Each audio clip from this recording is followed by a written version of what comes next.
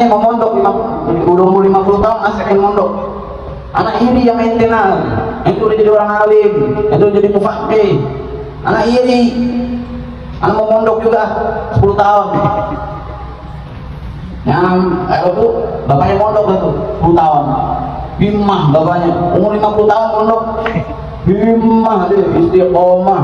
Itu istiqomahnya dia selalu ini di depan ini.